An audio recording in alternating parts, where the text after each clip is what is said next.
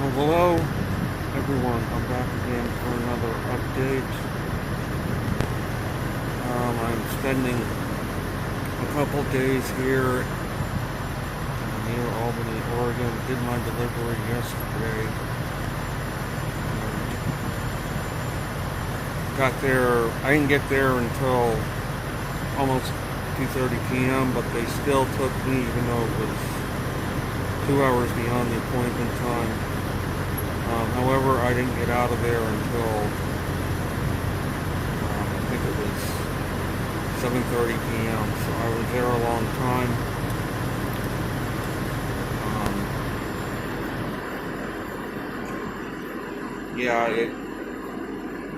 Yesterday was a very long day. I didn't wake up this morning until almost 9 o'clock. Really needed to sleep. So I did get my airbags under the cab. One of them replaced. It sprung a leak on me yesterday. They replaced it here. So that's done. There is a place a mile away that can do an alignment that will be open tomorrow. I'm going to try to get that done tomorrow. But I probably will not get another load out until Tuesday, because tomorrow is a holiday.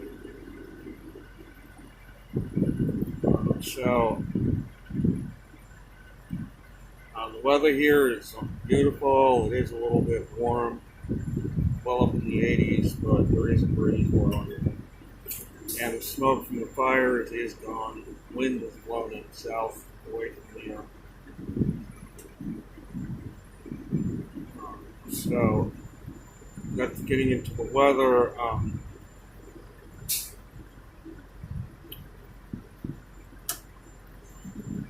First of all, that typhoon off of Japan, it is weakening. I looked at it, examined it, and it's down to a tropical storm now. It's located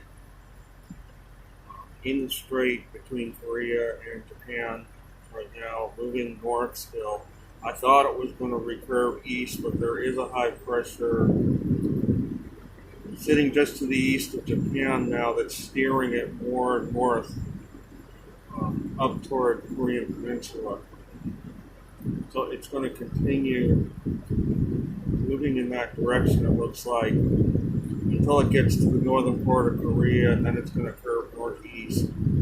Once it hits North Korea, probably give Vladivostok another dose of heavy rain and wind when it gets up to that latitude, but by then it should just be a rainstorm. So my prediction of it making landfall on the South Island of Japan as a Cat 1 was correct. Just going a little more now on a westerly track, though, than I anticipated it earlier. But it was up to Cat 3 status yesterday. But as I predicted, it weakened as it approached the South Island of Japan. And it crushed Okinawa, as I predicted it would do. We do have another area in the Pacific north of Guam. Again, another area of thunderstorms coalescing together. We'll have to watch that because it looks like it's going to follow a similar track to this system we just had. Apparently, there is a patch of warmer water in that area of the Pacific that is facilitating the development of these systems. So this will have to be watched as well. See if that develops into anything in the next couple of days. It is moving to the west right now. The rest of the Western Pacific looks clear of any storm development. In the Atlantic, is very quiet in spite of all the hype. Not much going on, but what I do notice about the Atlantic is there are several large areas of low pressure circulation in the tropics. One between Florida and Cuba. This area is affecting all the way from Bermuda all the way down to Honduras. This entire area is being affected by the circulation of this atmospheric eddy that is gradually moving west, but it's likely not going to develop into anything significant. It covers too large of an area. It's not concentrated enough circulation. We have another system out in the middle of the Atlantic, similar, very, very large circulation, atmospheric eddy moving west. And all these people are focusing on the cloud mass in the center of the eddy. They're apparently not looking at the rest of it. It's a huge circulation. Again, it's too huge at this point to concentrate into anything intense. And this ties in with my new theory on new tropical weather systems under reduced solar activity that we're going to see more of. Another system coming off Africa, again, is a very large circulation similar to the other two, moving west off the continent into the Atlantic. I doubt if it's going to develop into anything again because the circulation here is so large. We have another system over the continent of Africa. Behind that, again, moving west. So it seems the pattern lately has been these low pressure areas are covering a larger area of the tropics, and they're spreading out over a larger area. Thus, they are not coalescing into anything intense. So, it'll be interesting to see what happens because I looked at the solar wind today. It is back down around 350. It has gradually declined over the last couple of days. And now that the solar wind is back down to those levels, we're starting to see these large systems again in the tropics that are not intensifying. So there could be a link between lower solar activity and this new type of tropical weather system that covers a larger area. It brings rainfall to a more concentrated area of the tropics, or a more bigger area, I mean, because these systems cover more area, like the one again I just talked about, going all the way from Bermuda to Honduras. This is affecting the weather in that huge of an area, with bands of showers and thunderstorms circulating around this center over thousands of miles. So more areas are going to get rainfall.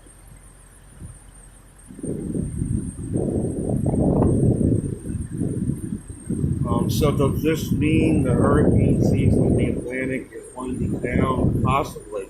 If the solar activity doesn't pick back up, if the solar wind remains down in the 300s, we don't get any more upticks for another 2-3 weeks, this could really put a damper on any more development in the tropics this year, even perhaps in the Atlantic. Now the Pacific, again, is Western Pacific is different. I do believe there is some warmer water in the area between Guam, Japan, and the Philippines. That part of the Pacific, I think, is a very warm patch of water sitting there. And these typhoons are drawing the warmth out of that water in that area. So we may get another typhoon out of this one north of Guam that I described. We'll see.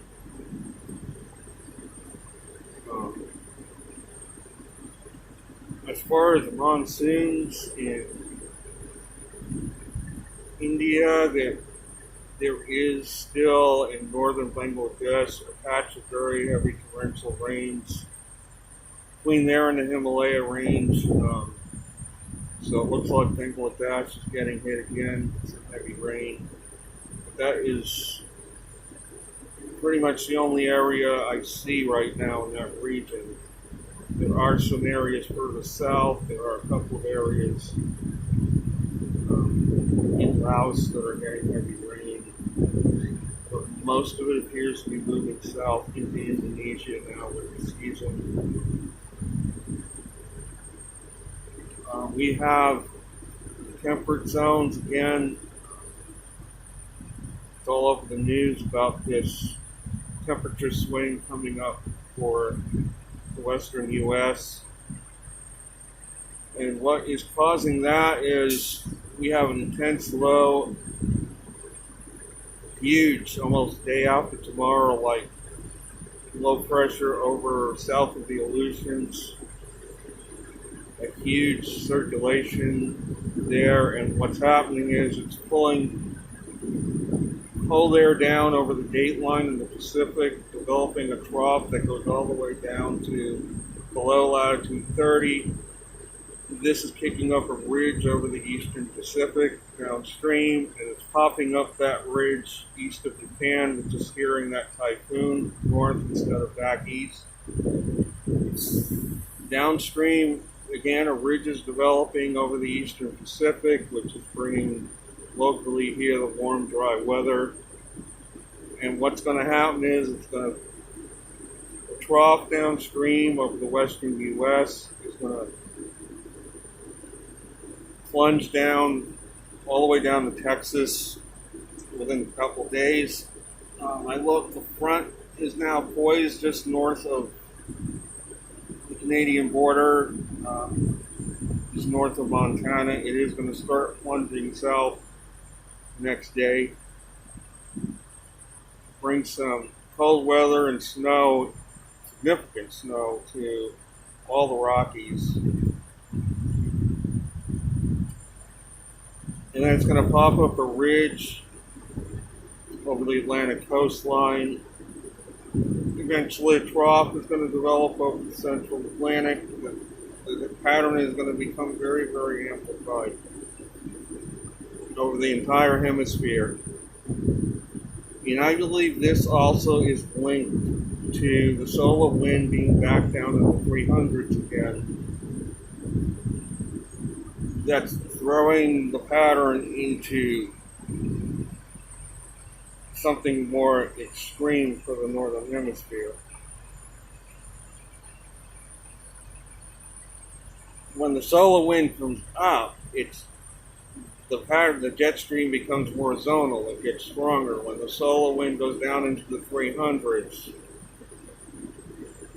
the pattern gets more amplified. I noticed that.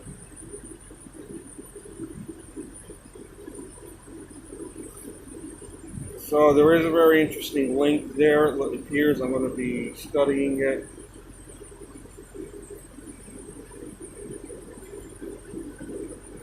Now for Europe, for the time being, it's not going to be as extreme as the U.S. But watching another week or two, the pattern is going to follow downstream, and very likely in Europe, things are going to become more extreme in another week or two.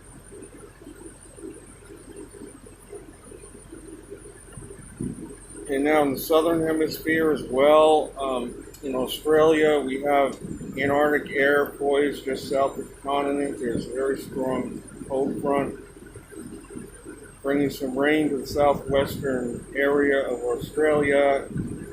It's a very cold air behind this front. Covers a very large area of the southern Indian Ocean, and this is going to affect the southern part of Australia in the coming days, with some cold, showery weather, possibly snow again in Tasmania. In New Zealand, that front I mentioned has now moved to the North Island. Now the North Island is getting rainfall and snow in the higher mountains. And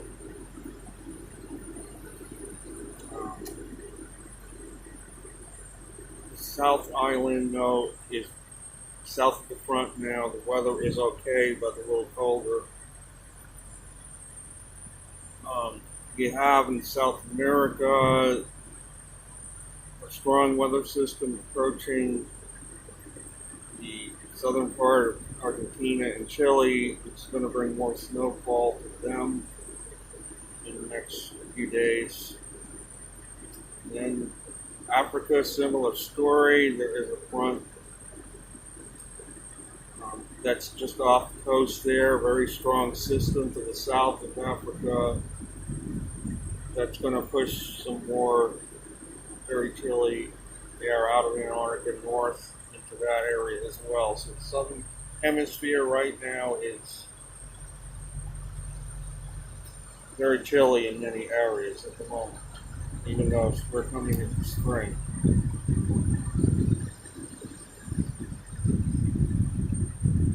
So I'm trying to think what else. So to sum it up, I really feel that the lower the solar wind is, the less output from the sun. The more in the tropics that we see, the tropics are more dominated by huge low pressure areas. These low pressure areas are almost like the ones we see in the main stormy zone. They cover a very much larger area than what we're used to seeing because the high pressure is weaker. My theory on hurricanes is obviously in the tropics, the low pressure is along a band, normally along or close to the equator. Solar heating causes rising air near the equator because that's where the solar radiation is the highest. This air rises, it flows away from the equator, it sinks. Usually at 30 degrees north latitude forms a high pressure belt that encircles the globe at that latitude. Now, the stronger the solar activity, the stronger that flow is, the more north that high pressure gets. The flow is stronger, it pushes it more north, and obviously if the flow is stronger, the descending air is going to be stronger, cover more of an area. Now these low pressures on the equator break off into eddies. They flow north into this high pressure zone. If the high pressure is very strong, these eddies get constricted to a very small area. This causes the winds and the hurricanes, typhoons. Now in a weaker solar activity, the flow is weaker, so a high pressure sets up instead of at 30 degrees north, it might set up at 25 north or 20 north. It won't get as far north because the flow is weaker. The air will descend less. So that when a low pressure breaks off from the center zone, flows into this high pressure zone, because the high pressure is weaker, this eddy is not going to be as restricted in the atmosphere. It's going to spread out over a larger area, and that means we won't get the hurricanes we're used to seeing. That is my theory on it. And in most of our lifetimes, up until the last couple of decades, solar activity has been very high for the most part, except for in the 70s. It was the only decade where solar activity wasn't that high. But every other decade since about 1930, solar activity has been above average. So we're used to seeing hurricanes. We're used to seeing that weather pattern. We are in a different regime now. The sun is still in a minimum. We may be entering a long-term minimum. So we're looking at weather patterns that have not been seen for 100 days or longer.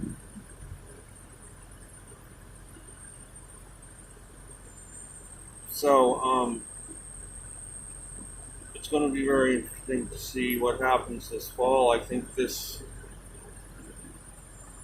weather fluctuation coming up is only the beginning, especially if the solar wind remains down in the 300s for the rest of the year. We're going to be seeing a lot more of this topsy-turvy weather throughout the hemisphere, throughout the world. This fluctuation coming up is only the beginning of what could be a very wild weather pattern this fall. So stay tuned. I hope you found this discussion interesting. I will be back soon with another update.